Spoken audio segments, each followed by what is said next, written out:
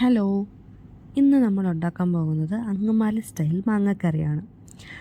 ഇതുണ്ടാക്കാൻ ഭയങ്കര സിമ്പിളാണ്. ഇതിന് വേണ്ട ഇൻഗ്രീഡിയൻസ് എന്തൊക്കെയാണെന്ന് നോക്കാം.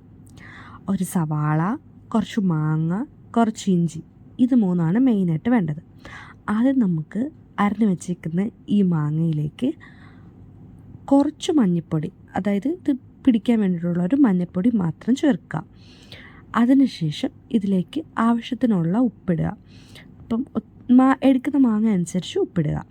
പിന്നെ ഇതിലേക്ക് നമുക്ക് കുറച്ച് വിനാഗിരി ഒഴിക്കാം.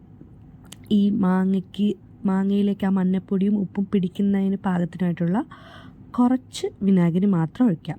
എന്നിട്ട് ഇത് നല്ലപോലെ ഇളക്കി നന്നായിട്ട് മിക്സ് ചെയ്ത് ആ മഞ്ഞപ്പൊടിയൊക്കെ മാങ്ങ പിടിക്കുന്ന കണക്ക് വെക്കാം. എന്നിട്ടിത് നമുക്ക് കുറച്ച് നേരത്തേക്ക് മാറ്റി വെക്കാം. ഇനി നമുക്ക് ഒരു ചട്ടി എടുക്കാം, അല്ലെങ്കിൽ എന്തെങ്കിലും ഒരു പാത്രം എന്തെങ്കിലും എടുക്കാം. അതിലേക്ക് നമുക്ക് അരഞ്ഞു വെച്ചേക്കുന്ന നമ്മുടെ ആ ഒരു സവാള മൊത്തം ചട്ടിയിലോട്ട് ഇടാം. എന്നിട്ട് സവാളയ്ക്ക് ശേഷം പിന്നെ നമുക്കിടേണ്ടത് ഇഞ്ചിയാണ്. ആ നീളത്തിൽ അരഞ്ഞു വെച്ച ഇഞ്ചി വേണം നമ്മൾ നെക്സ്റ്റ് ഇതിനകത്തോട്ട് ഇടാൻ വേണ്ടിയിട്ട്.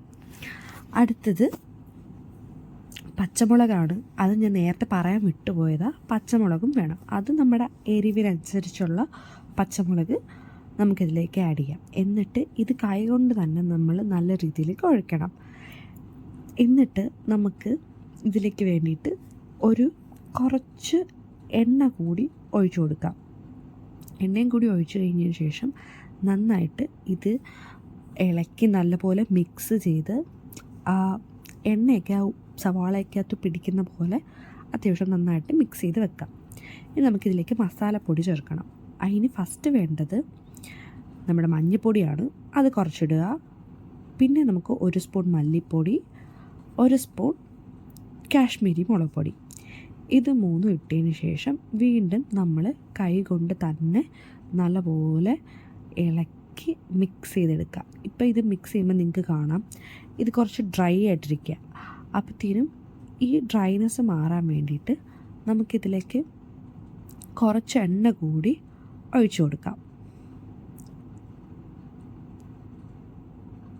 എണ്ണയും കൂടി ഒഴിച്ച് കഴിഞ്ഞതിന് ശേഷം നല്ല പോലെ ഇത് വീണ്ടും നന്നായിട്ട് മിക്സായി വരണം. അതിനകത്ത് ആ ഒരു എണ്ണയുടെ ആ ഒരു അംശം ഉണ്ടായിരിക്കണം.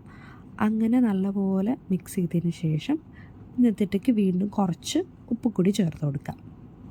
ഉപ്പും കൂടി ചേർത്ത് വീണ്ടും നന്നായിട്ട് മിക്സ് ചെയ്യണം. എന്നിട്ട് ഇതിലേക്ക് നമുക്ക് ഇനി ആവശ്യമുള്ള സംഭവം എന്താണെന്ന് വെച്ച് കഴിഞ്ഞാൽ തേങ്ങാപ്പാലാണ്. അപ്പം തേങ്ങ നന്നായിട്ട് പിഴിഞ്ഞ് അതിൻ്റെ 2ാം പാലാണ് ഞാൻ ആദ്യമായിട്ട് ചേർക്കുന്നത്. 2ാം പാൽ കൂടി ചേർത്ത് കഴിഞ്ഞതിന് ശേഷം വീണ്ടും ഈ സവാള എല്ലാം നമ്മളൊന്നും കൂടി ഈ തേങ്ങാപ്പാലിനകത്ത് വെച്ച് ഒന്ന് മിക്സാക്കി ഈ പാലിനകത്തേക്ക് നമ്മുടെ മഞ്ഞപ്പൊടിയും ഒക്കെ ഒന്ന് ഇറങ്ങി ആ സവാളയൊക്കെ ഒന്ന് സെറ്റായി വരുന്നവരെ ഒന്ന് ഇളക്കിയതിന് ശേഷം നമുക്കിത് അടുപ്പത്തേക്ക് വെക്കാം. അടുപ്പത്തേക്ക് വെച്ച് ജസ്റ്റ് ഒന്ന് തിളച്ച് വരുമ്പോഴത്തേനും, അധികം നേരമൊന്നും എടുക്കില്ല, പെട്ടെന്ന് തിളയ്ക്കും. തിളച്ച് വരുമ്പോഴത്തേനും നമുക്കിതിലേക്ക് 1ാം പാലും കൂടി ഒഴിച്ചു കൊടുക്കാം. ആദ്യത്തെ പാല് നല്ല കട്ടിപ്പാൽ തേങ്ങാപ്പാൽ നമ്മൾ ഒഴിക്കുന്നുണ്ട്. അപ്പോഴത്തേനും ഏകദേശം നമുക്ക് വേണ്ട ഒരു ആവശ്യത്തിന് വേണ്ട, ഇതിപ്പം നമുക്ക് കുറച്ചൊരു 4 പേർക്കൊക്കെ കഴിക്കാൻ പറ്റുന്ന പാകത്തിനാണ് ഉണ്ടാക്കുന്നത്. അത് കൂടി ഒഴിച്ചതിന് ശേഷം നമുക്ക് ആ മാങ്ങയിൽ നിന്ന് ഇറങ്ങിയ വിനാഗിരിയുടെ ആ ഒരിതും കൂടി നമുക്ക് ഇതിനകത്തോട്ട് ഒഴിച്ചു കൊടുക്കാം. എന്നിട്ട് ഇത് നന്നായിട്ട് ഇളക്കി യോജിപ്പിച്ച് നമുക്ക് തിളയ്ക്കാനായിട്ട് വെക്കണം. തിളയ്ക്കാൻ ഈ മാങ്ങയൊക്കെ ഒന്ന് വെന്ത് കിട്ടുന്ന അത്രയും സമയം മാത്രം മതി. അപ്പോഴത്തേനും ഇപ്പം ഇത് മാങ്ങയൊക്കെ വെന്ത് ഒന്ന് നല്ല പോലെ തന്നെ തിളച്ച് റെഡിയായി വന്നിട്ടുണ്ട്. ലാസ്റ്റായിട്ട് ഇതിലോട്ട് നമുക്ക് കടുക് കൂടി വറുത്ത് ഒഴിച്ചു കൊടുക്കാം. അപ്പോഴത്തേനും നമ്മുടെ അങ്കമാലി സ്റ്റൈൽ മാങ്ങാക്കറി റെഡി ആയിട്ടുണ്ട്. ഇത്രയേ ഉള്ളൂ.